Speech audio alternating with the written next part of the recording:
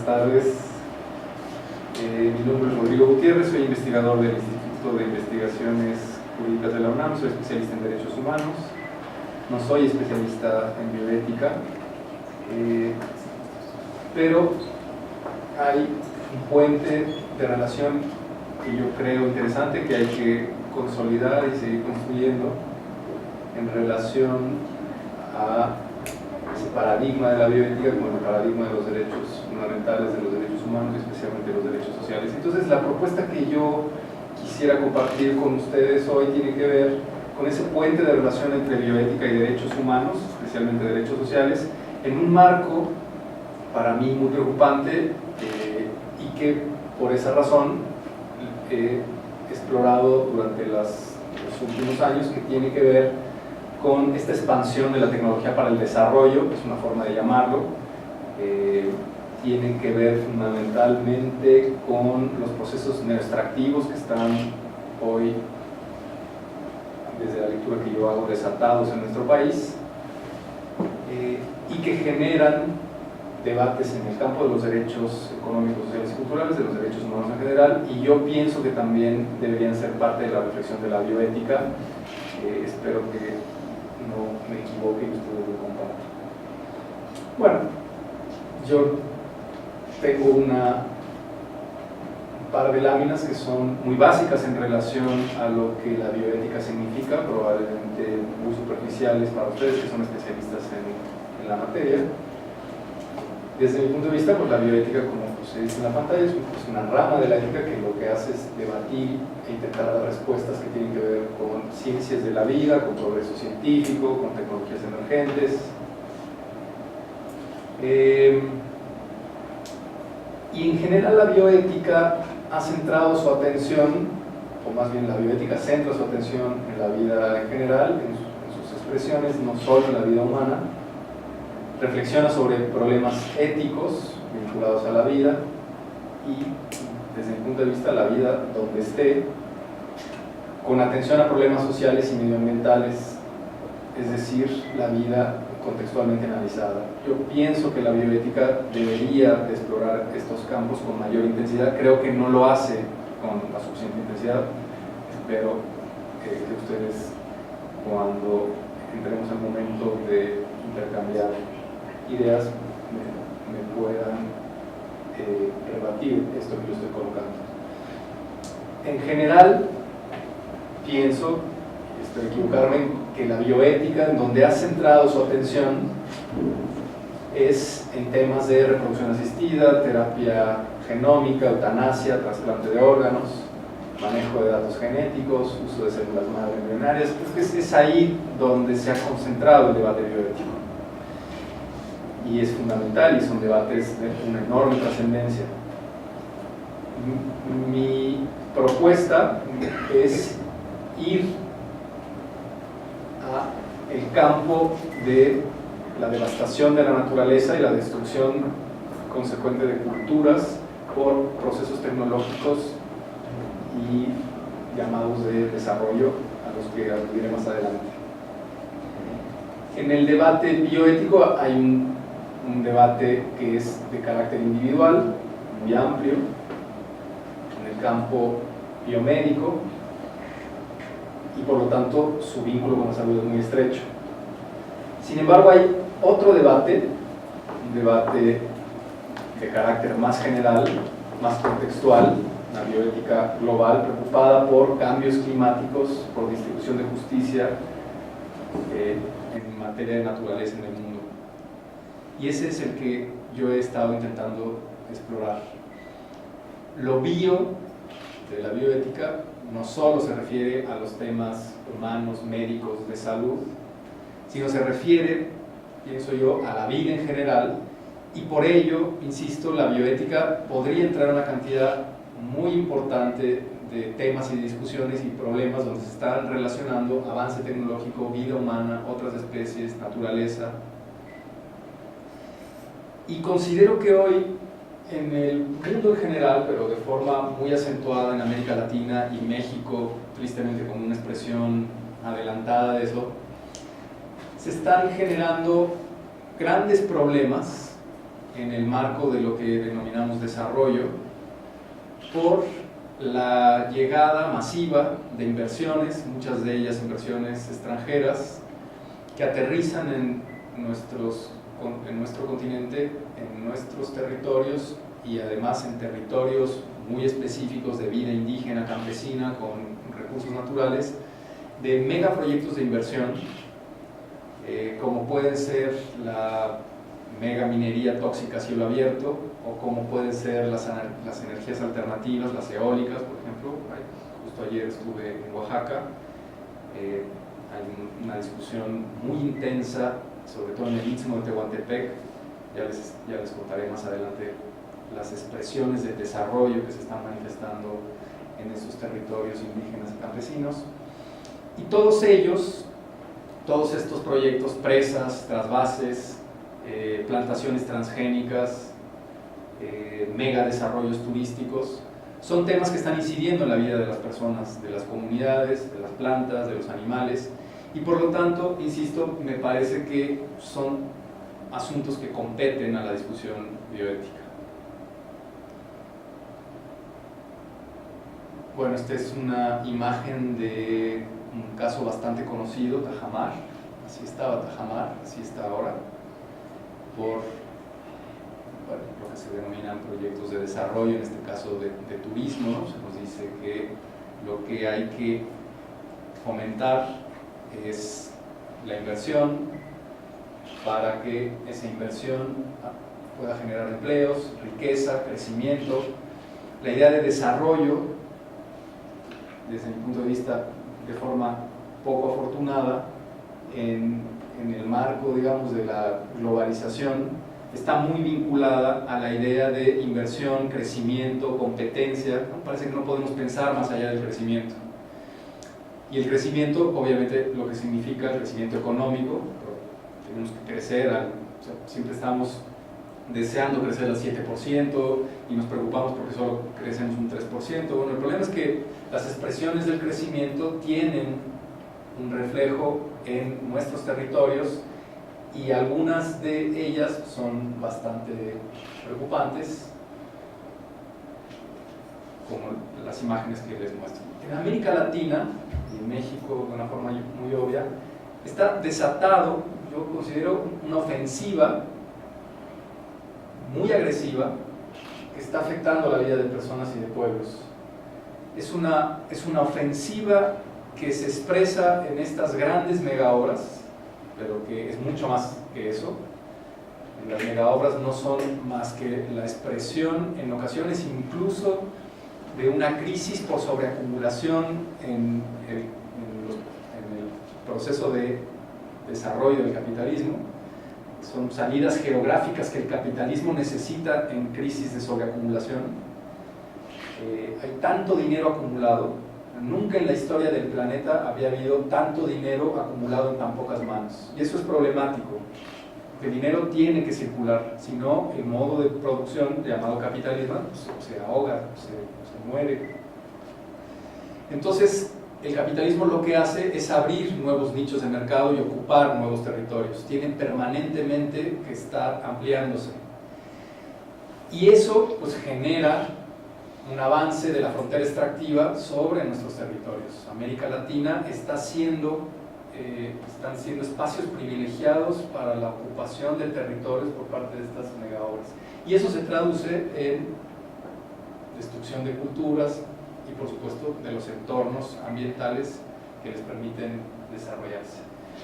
Es una guerra no declarada, una guerra encubierta bajo ese manto de legitimidad tejido, ya lo decía yo, con las ideas de inversión, competitividad, libre circulación de mercancías, que todas unidas nos dan como resultado final la idea de desarrollo.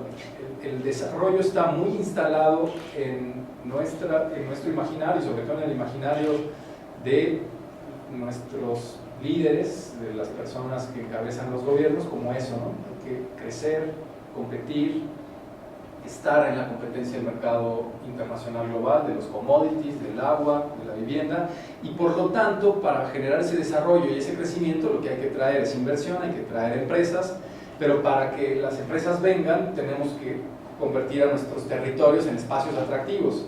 Entonces tenemos que permitir, por ejemplo, que el agua se convierta en una mercancía, la podamos vender, porque si no nadie se va a interesar en venir a aprovechar ese bien común que es el agua. O tenemos que abrir el mercado de las tierras, como muy bien hizo, muy mal hizo desde mi punto de vista, pero de una forma muy estratégica Salinas de Gortari al modificar el artículo 27 constitucional. Con la modificación del artículo 27 constitucional, lo que se hizo fue acabar con el candado que suponía la tierra social, que era una tierra inembargable, imprescriptible, inalienable. No se podía vender, no se podía rentar, no se podía hacer nada con ella. Entonces Salinas de Gortari lo que hizo fue romper ese candado de la propiedad social y permitir que hoy los ejidos se vendan y se alquilen. Es un desarrollo, lo pongo entre comillas, porque desde mi punto de vista, y no solo desde mi punto de vista, desde el punto de vista de la Declaración del Desarrollo aprobada por las Naciones Unidas, el desarrollo no puede ser solo eso. De hecho, hay muchas formas de desarrollo y cada pueblo debería seguir su forma de desarrollo. El problema es que hoy tenemos un desarrollo, una noción de desarrollo hegemónica que está vinculada a estas ideas que aquí coloco, por eso lo entre comillas. Es un desarrollo que está arrasando bosques, está contaminando manantiales, para producir bioenergía, están desapareciendo nuestras selvas, por ejemplo, para la producción de palma africana, y con la palma africana se produce biodiesel para mover camionetas, lo cual es verdaderamente un contrasentido. Arrasar, no sé si lo saben, pero México es uno de los 12 países con mayor megadiversidad ambiental. O sea, la cantidad de especies endémicas que hay en nuestro país es increíble. Y al mismo tiempo es un país megadiverso culturalmente. No hay muchos países en donde tengamos vivas 62 lenguas distintas con sus pueblos viviendo en esos territorios. Y la relación entre megadiversidad ambiental y megadiversidad cultural no es una casualidad. Si bien no podemos idealizar las prácticas de los pueblos, está claro que los propios pueblos, como tienen una relación distinta con la naturaleza, no producen la devastación que produce el desarrollo que ve a la naturaleza como fuente de recursos. Y lo que estamos haciendo al atraer esas inversiones es aterrizar proyectos que desplazan a las comunidades, que las afectan de forma grave en sus formas de relación de vida, en sus formas de relación política, en sus espacios de reproducción material de la vida. Y entonces estamos acabando con esa increíble riqueza megadiversa ambientalmente y megadiversa culturalmente. Este es el desarrollo que propone la globalización, que genera enormes daños socioambientales. Además que esos grandes inversionistas no pagan todos los costos ambientales. No sé si lo saben, pero la mega minería tóxica a cielo abierto no paga impuestos. Se les dan facilidades para que inviertan, facilidades administrativas, facilidades en materia impositiva, con el objetivo de que aterricen en México. No sé si lo saben, el 25% del territorio nacional está concesionado a mineras transnacionales, y esas mineras llegan, devastan, porque hoy la tecnología lo que permite es mover cerros enteros en muy poco tiempo. La maquinaria que utilizan es monumental, es bestial, es una tecnología avasallante, y entonces son capaces de mover montañas enteras, utilizar una cantidad ingente de agua. Se necesita muchísima agua para poder tener una minera media de oro, y además son altamente contaminantes, sobre todo las de oro, porque exhiben con cianuro. Entonces, destrucción de las montañas, uso extensivo del agua, contaminación de la misma, que luego se va incluso a los mantos freáticos o vías superficiales, que son las fuentes que utilizan los pueblos campesinos indígenas. Y eso no se paga. Ellos vienen, se instalan, sacan, no pagan impuestos, se lo llevan, y además nos dejan destrozados los territorios. He conversado con amigos especialistas en reforestación, y ellos siempre insisten que prácticamente cualquier territorio es posible de reforestar, salvo las jales de las mineras. Son territorios que quedan tan contaminados que se requieren muchísimos años para que luego ahí pueda volver a florecer la vida. Y entonces nos trasladan a nosotros los costos ambientales, los costos sociales, que más cuando las mineras aterrizan en un territorio, controlan el territorio, se convierten en los gobiernos de facto, son especies de enclaves, como del siglo XIX, que sustituyen a los espacios de discusión democrática indígena, campesina, en sus asambleas o incluso municipales. Y nadie paga por eso. Son daños que, bueno, se ven como daños colaterales del desarrollo. Pero yo creo que hoy, si hacemos un balance, sobre todo de muchos de estos grandes megaproyectos, parecería incluso que ya en esta etapa de la globalización en nuestros territorios, la destrucción está siendo mayor que la construcción. Estamos destruyendo más de lo que estamos pudiendo mantener y construir. Y por ello están surgiendo voces en el ámbito de la academia que están denunciando el hecho de que ya hoy estamos frente a una crisis civilizatoria que requiere un cambio urgente. Crisis civilizatoria que se expresa en crisis energética, crisis ambiental. Estamos todos y todas muy preocupados por el cambio climático, pero en realidad parece que lo que nos debería de preocupar es la posible extinción de todas las especies en muy poco tiempo. El proceso acelerado de extinción de las especies en el mundo es gravísima, y de esto se está hablando menos. Estamos de una forma muy preocupante acabando con la flora y la fauna de nuestro planeta, y eso está pasando en América Latina y en México, y por eso se habla de crisis civilizatoria.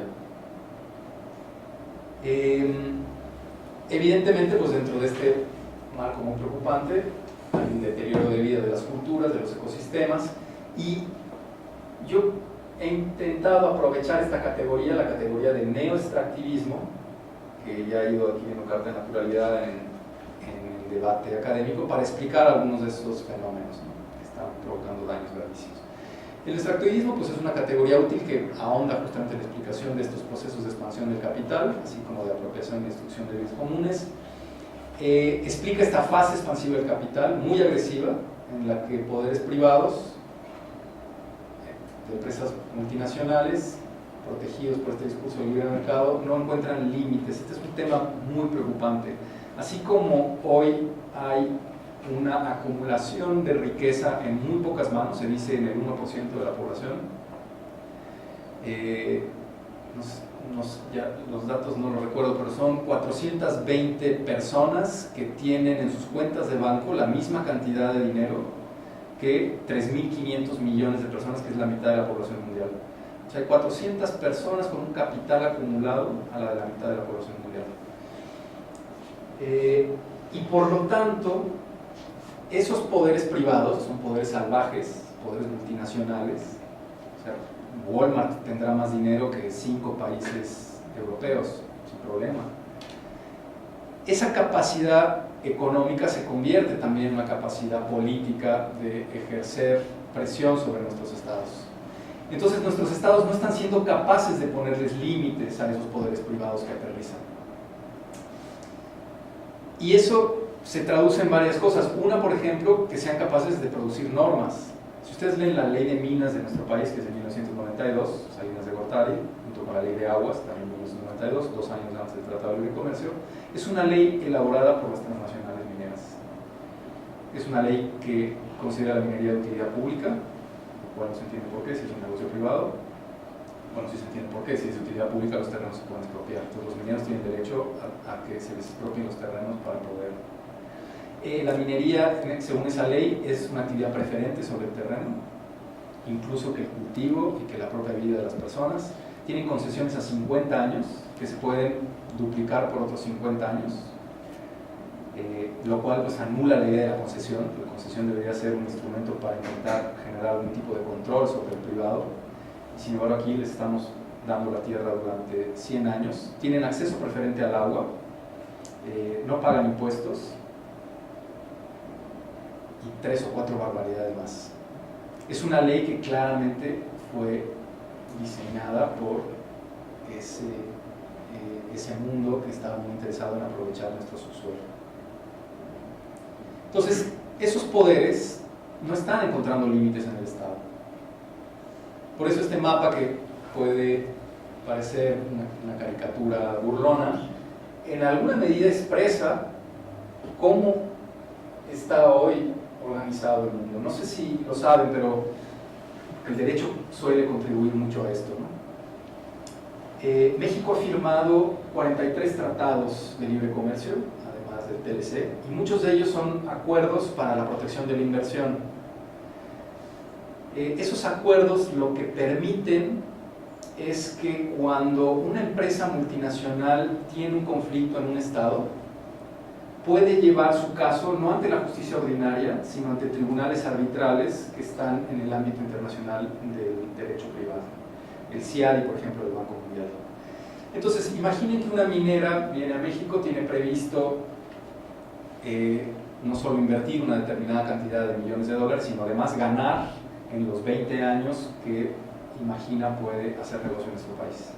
Si a esa minera se le opone un movimiento social porque considera que la destrucción ambiental y el desplazamiento de las personas es un tema de enorme injusticia y logra que la minera no aterrice ahí, se vaya, esa minera tiene la posibilidad de acusar a nuestro gobierno ante un panel internacional y cobrarle no solo lo que invirtió, sino lo que tenía pensado ganar. México es el tercer país acusado en CIADI, después de Argentina y de Venezuela. Es el país que más casos tiene ante el CIADI. Digo todo esto para que se den cuenta del enorme poder que han ido acumulando ese nuevo sujeto al que podemos considerar casi soberano, que son las multinacionales, que están construyendo su derecho internacional privado, a través del cual son capaces de someter a nuestros estados. Claro, ¿qué es lo que va a ocurrir la próxima vez que un movimiento social se intente oponer a una minera? Pues que el gobierno mexicano va a mandar a las fuerzas federales y va a intentar reprimir con todas sus capacidades a ese movimiento social que se opone a la minera, porque si no le va a salir muy caro. Entonces tenemos a las multinacionales con los que han logrado convertir a nuestros propios estados en sus brazos político-armados, hoy además está el ejército desplegado en México, atemorizando con violencia, y además cada uno de sus procesos de resistencia están marcados por la violencia, amenazas, torturas, desapariciones, homicidios, que se están expresando en nuestro territorio. El extractivismo de lo que da cuenta es de un cambio muy importante en el modelo de acumulación, que intensifica de forma drástica la expansión de estos grandes proyectos económicos, que logran el control, la extracción y la exportación para la circulación internacional de bienes naturales de gran escala, que se habla hoy ya del tránsito del consenso de Washington al consenso de los commodities. Hoy nuestros países lo que están aportando son estos bienes naturales para su intercambio comercial a nivel mundial. Y además, porque el capitalismo, como saben, se ha financiarizado. Esa es una de sus características en la etapa de la globalización. Entonces, por ejemplo, para construir una relación rápida entre territorio y financiarización del capital. Yo les decía que aproximadamente el 25% del territorio nacional está concesionado a mineras canadienses. Eso no significa que se está explorando y explotando ese territorio. Lo que pasa es que la ley de minas les otorga a los concesionarios la posibilidad de intercambiar las concesiones. Entonces, nuestras concesiones, o sea, nuestro subsuelo, está cotizando en las bolsas de valores de Vancouver en un proceso de especulación sobre subida y bajada de precios. Y por eso es que las mineras también solicitan concesiones, porque eso les permite una ganancia en el capitalismo financiarizado, especulativo, en mercados de futuro. Y nuestro subsuelo, nuestro territorio, está ahí. Y por supuesto que muchos de nosotros no lo sabemos, y tampoco lo saben las comunidades campesinas y las comunidades indígenas, que son las propietarias de sus territorios. Bueno, entonces aquí algunas imágenes. Bueno, el extractivismo, pues esto, ¿no? Ya les decía, el consenso de Washington. Y este nuevo extractivismo, yo ahora me he centrado mucho en la minería, ¿no? Y podríamos pensar en la reforma energética, la del petróleo, pero no es solo minería y petróleo, se los decía cuando comenzaba la charla, ¿no? es explotación y control forestal, agronegocios basados en monocultivos, compra masiva de tierras. Los chinos están comprando tierras en África y en América Latina de una forma brutal. Mega minería tóxica. Todo eso necesita agua, mucha agua. Todo, el turismo, el riego de monocultivos, la minería. Entonces hay que construir grandes presas y trasvases.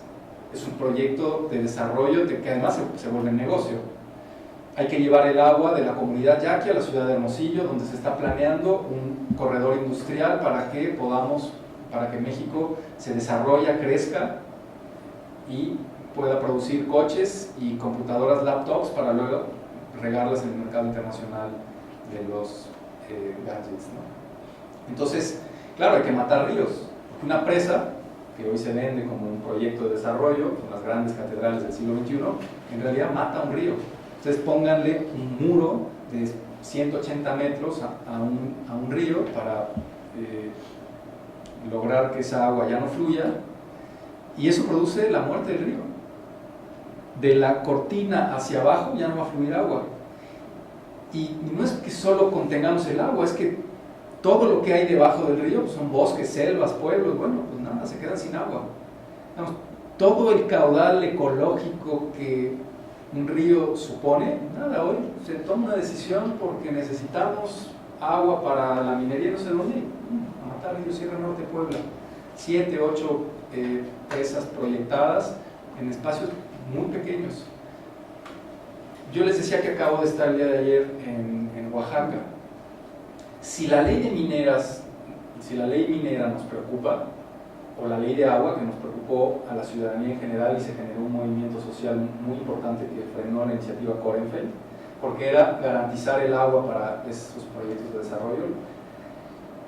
Échenle un vistazo a la ley muy recientemente creada de zonas económicas especiales. No sé si hay alguien que haya explorado esa nueva legislación. Es de escándalo. Es garantizar la gestión territorial en manos privadas, con la capacidad de que esos privados tengan seguridad privada dentro de una cantidad increíble de hectáreas, y además, como saben que esos fenómenos van a generar resistencia, tienen la posibilidad de llamar a la federación para que blinde con cuerpos federales la seguridad de esas zonas. Y son zonas para acumulación de capital. La ley es súper explícita, no esconde nada, ¿no? A veces cuando uno lee, por ejemplo, la ley de aguas nacionales, intentan maquillar con el derecho humano al agua, etcétera, etcétera. Aquí no maquillan absolutamente nada. Es una ley que va a permitir la creación de zonas económicas especiales, sobre todo en territorios campesinos e indígenas, porque está pensada para ocupar espacios de los 10 estados más pobres del país, creando guetos, como en el siglo XIX, guetos no es la palabra, zonas francas, en donde se les dan beneficios fiscales, aduanales, administrativos, y les permiten el control de esos territorios para que puedan llamar a la inversión. Y ya está en el Istmo de Tehuantepec, una de ellas, en donde además los pueblos están siendo atacados por la energía limpia de las eólicas, generando una conflictividad social enorme. Bueno, aquí algunas imágenes. México es el quinto país con mayor grado de deforestación a nivel mundial. La selva chapaneca está prácticamente arrasada, nos queda muy poco tiempo y sustituida por este tipo de imágenes, ¿no? Desiertos verdes para la producción de biodiesel. Les decía de la maquinaria. Aquí desgraciadamente no hay una persona en la foto, pero una persona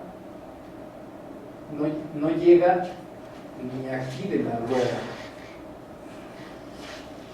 Se los digo para que se den una idea de la dimensión de ese camión y de la capacidad tecnológica para desplazar la tierra. La minería ya no es pico y pala con una persona con un foco, es mover montañas en semanas. Unos agujeros monumentales. Esto produjo una lucha social muy intensa de más de 10 años. Probablemente ustedes escucharon hablar de ella, porque lograron, digamos, romper el cerco mediático, que de eso podríamos hablar, pero no es nuestro objetivo, ¿no? Luego es muy difícil que estos casos los conozcamos, porque no están en ningún lado, ¿no? Uno no los ve. Muy difícil poder comunicar desde las comunidades campesinas e indígenas los dramas que están ocurriendo en nuestro territorio. Probablemente en la jornada aparezca alguna cosa, pero obviamente ni en Televisa, ni en TV Azteca, ni en el Universal, ni en ningún sitio. Este es San Luis Potosí, es un cerro muy significativo para San Luis Potosí porque está en la propia bandera del estado, fíjense ustedes. Así estaba el cerro, ahí hay un pueblito abajo muy integrado, y así lo dejó una minera en menos de 5 años, ¿no? Y eso es una lucha legal, tienen sentencias definitivas de tribunales colegiados para parar la mina, y la mina no para. Para que se den una idea de la fuerza económico-política de estos grandes actores transnacionales, que además, piensen ustedes, es para hacer oro, o sea, para hacer aretes, para producir lujo. Todavía dijeran, bueno, que ese es un problema, eso y habría que discutirlo, y creo que la bioética puede aportar mucho en ello, ¿no? Claro, todos estamos usando celulares, zapatos, bueno, zapatos quizá no, pero esta propia televisión que tiene metales, que tiene materiales, la minería puede ser que sea necesaria. Pero la de oro, destruir comunidades y acabar con nuestros mantos freáticos y con nuestros ríos y con nuestro bosque para hacer aretes, para que se las pongan las señoras en Europa y los señores sus cadenas. La verdad que... Mira, una mina de oro de tamaño medio consume 100 litros de agua por segundo, una mediana, es decir, 8.640.000 litros por día, y así quedan las aguas, porque claro que ni tratamiento ni nada, ¿no? Y lo que les decía, estas catedrales del siglo XXI, presas, el tema de la basura es otro tema pero ya no me tomo la basura, destrucción de los territorios, que son las condiciones materiales para la reproducción de la vida, pero también destrucción de los pueblos, de sus culturas. Hay un tema, esto es San José del Progreso, es en Oaxaca, también una lucha social con líderes asesinados. Y no solo estamos frente a ecocidios, sino que estamos frente a un epistemicidio, que es una cuestión trágica. Estamos destruyendo los saberes populares de esas culturas milenarias que se saben relacionar con el agua, con los montes, que los han nombrado, que tienen relatos, que tienen historias, que su propia vida está arraigada con los territorios. Es muy difícil, es imposible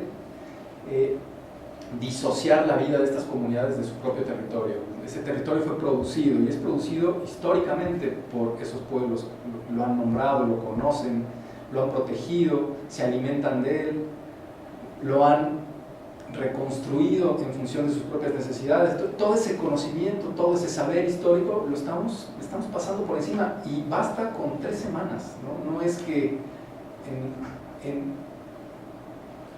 una vez que una mina se instala, además para instalarla, lo que necesitan es romper el tejido comunitario, porque si no se rompe el tejido comunitario, ahí se produce una resistencia.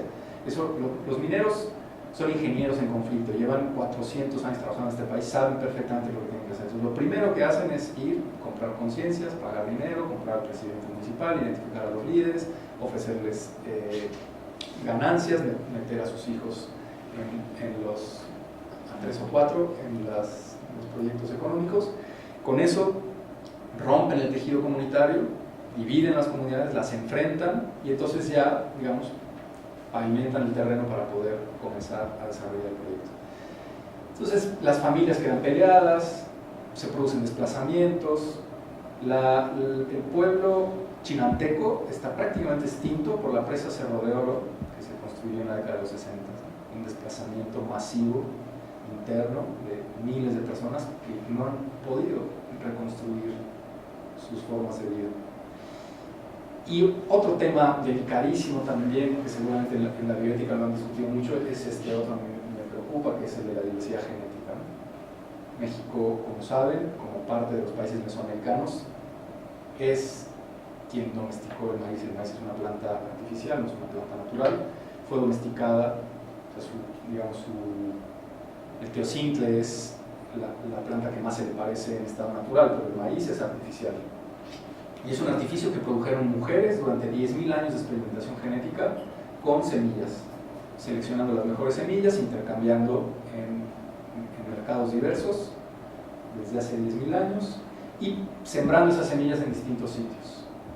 Por eso el maíz hoy tiene 230 razas, tiene esa diversidad en colores, en tamaños, en sabores, y por eso el maíz se puede hoy sembrar en altura, se puede sembrar en frío, se puede sembrar en humedad, se puede sembrar en todos lados, gracias a esa adaptación que es natural, cultural. Bueno, hoy, gracias a que Calderón rompió el candado de la ley de seguridad genética, ya tenemos que la ley prevé 3 etapas para la siembra transgénica de maíz: etapa piloto, etapa, son 3 etapas, ¿no? Hay una intermedia, es la etapa piloto, la intermedia no la recuerdo, y siembra experimental. Digo, experimental, piloto, siembra comercial. Las empresas de Monsanto y de Cargill ya superaron las 2 etapas previas, y es gracias a unos abogados que a través de una acción colectiva lograron frenar el paso ya a la etapa de siembra comercial del maíz transgénico en nuestro país. El maíz transgénico es capaz de contaminar las parcelas criollas muy fácilmente, porque el maíz, como saben, se reproduce a través del viento y de los insectos. Entonces, ya Elena Álvarez Bulla, que es una investigadora de la universidad, del Instituto de Ecología, ya hizo modelos prospectivos de cómo podría avanzar la contaminación del maíz transgénico sobre los maíces criollos en muy poco tiempo, sobre todo en el país. Eso significa que en poco tiempo podría estar el maíz transgénico en todo el país.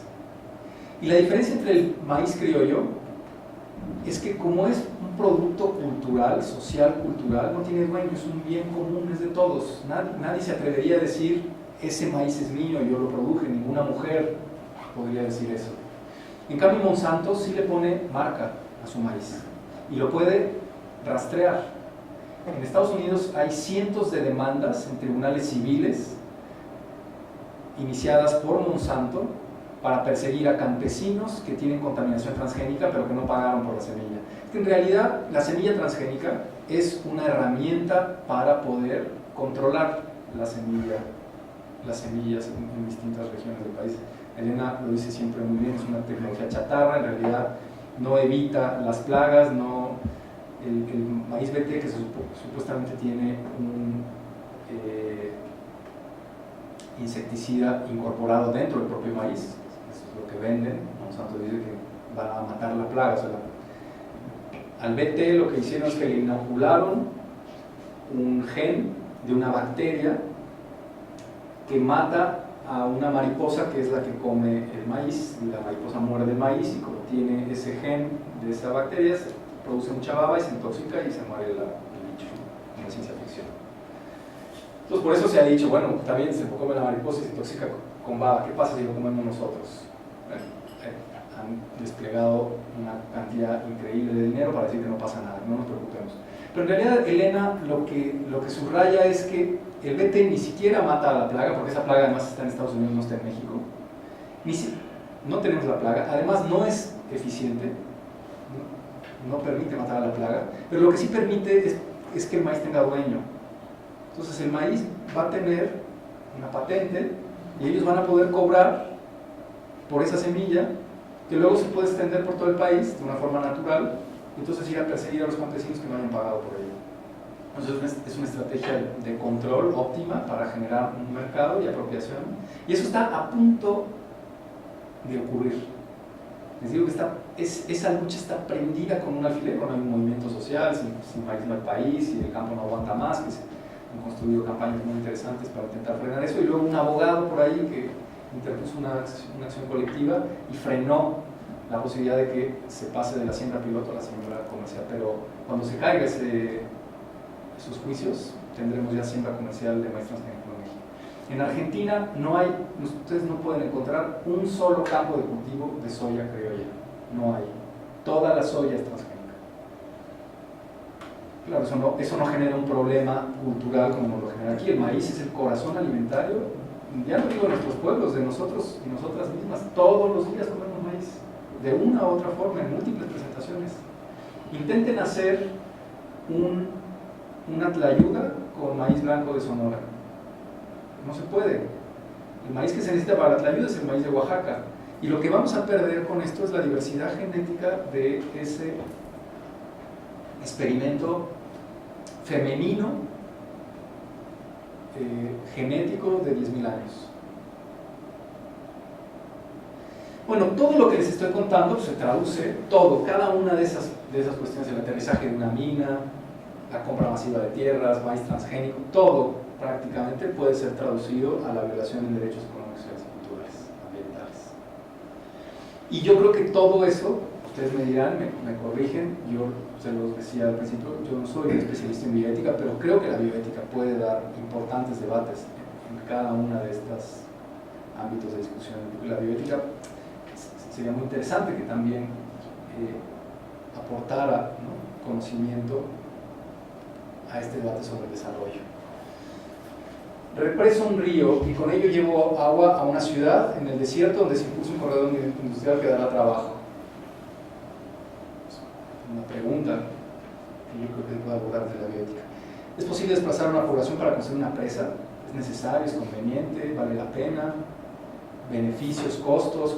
¿Cómo abordamos esos problemas? ¿Y si esa población es indígena? ¿Eso cambia? ¿Es igual? ¿Es lo mismo? ¿Y si el pueblo se queda sin tierra para su economía de autosustento? ¿O si la presa les va a dejar, como han dicho por ejemplo en el Zapotillo, no, es que no vamos a levantar la cortina tan alto para que no llegue a inundar sus pueblos? Y ellos dicen, bueno, no inundas mis pueblos, pero inundas mi tierra, la tierra donde yo cultivo, ¿a mí de qué me sirve quedarme con mi casa?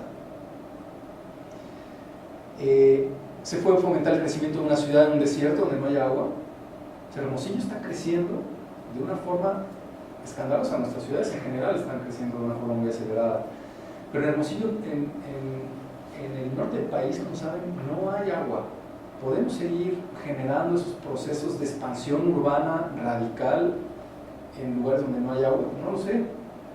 Probablemente sí, habrá quien diga, bueno, sí, porque hay que traer el agua de otra cuenca, ¿no?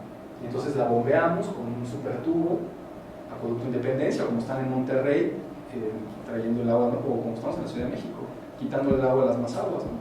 Más de 10.000 familias están muriendo de sed en un valle que es el que captura toda el agua para que nos alimentemos aquí en la Ciudad de México. El 16% del agua que consumimos en la Ciudad de México viene de todo el sistema Cutzamala, ¿no? Y ahí estamos dejando a la gente sin agua. Las presas de Valle de Bravo, de Villa Victoria, de Colorines, son presas que mataron ríos en donde había población. Hay un nuevo marco de los derechos humanos que yo creo que es interesante explorar, ¿no? Ya solamente voy a puntear esto último para no aburrir, ¿no? Hay un nuevo marco de los derechos humanos que hoy nos permite pensar de una forma distinta a los derechos económicos, sociales y culturales. Eso era una cosa que quería decir, no voy a profundizar en ello porque es una cosa más técnica que está en el campo de los derechos, pero si en preguntas y respuestas hay alguna sobre ello, pues que sepan que aquí hay toda una discusión muy interesante. Los derechos económicos, sociales y culturales fueron siempre calificados como derechos de tercera generación, derechos programáticos, colectivos, no justiciables. En el imaginario de los abogados, ustedes les dicen derechos sociales y van a decir esto, lo que repiten, y todavía hasta la fecha los jóvenes estudiantes. Entonces, claro, resulta que los derechos económicos y culturales, que son los derechos de los pueblos campesinos indígenas y de los trabajadores, no son justiciables. Nadie dudaría que el derecho a la propiedad privada o el derecho al libre mercado es un derecho civil de primera generación justiciable. Pero si uno dice salud, vivienda, agua, son derechos que están como metidos en un cajón en donde la ciudadanía no puede acceder a ellos. Tenemos que esperar a que se hagan leyes y que luego el gobierno construya a partir de esas leyes políticas. Y si a uno le toca la política en materia de salud o de vivienda, pues gracias. Pero si no, chao, a esperar. Eso cambió. Eso cambió con la reforma constitucional de junio de 2011 y entonces hoy podemos tener un discurso mucho más potente de los derechos económicos, sociales y culturales, decir que son derechos en estricto sentido, igual que los otros, igual que la libertad de expresión o que la libertad de tránsito o que la propiedad. Son derechos que tienen la misma naturaleza, que tienen la misma jerarquía y que tienen las mismas garantías. Eso es lo que está, digamos, explicado aquí, un poco más desarrollado, pero las ideas son esas. Y al final,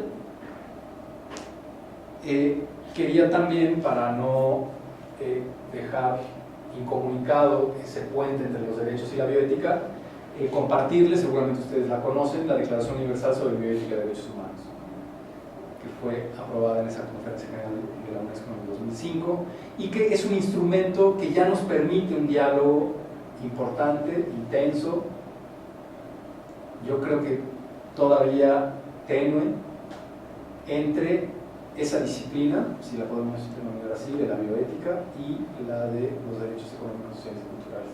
Entonces, aquí hay algunos artículos en donde ustedes pueden ver cómo hay puentes de conexión muy contundentes, muy obvios, que habría que ir explorando, incorporando, pensándolos, para acercar esas disciplinas que nos permitan reflexionar este tema que yo les comparto, que a mí me preocupa muy intensamente, y que yo creo que nos debería de preocupar a todas y todos, porque verdaderamente no quiero sonar ni dramático ni retórico, pero sí pienso que el futuro de nuestro país, de nuestros pueblos, de nuestra posibilidad de seguir siendo un país megadiverso, cultural y ambientalmente, está en juego y queda poco tiempo. Por lo tanto, urge que esas discusiones las construyamos cuanto antes. Bueno, con esto yo ya no hablo más. Estas eran las ideas que quería colocar.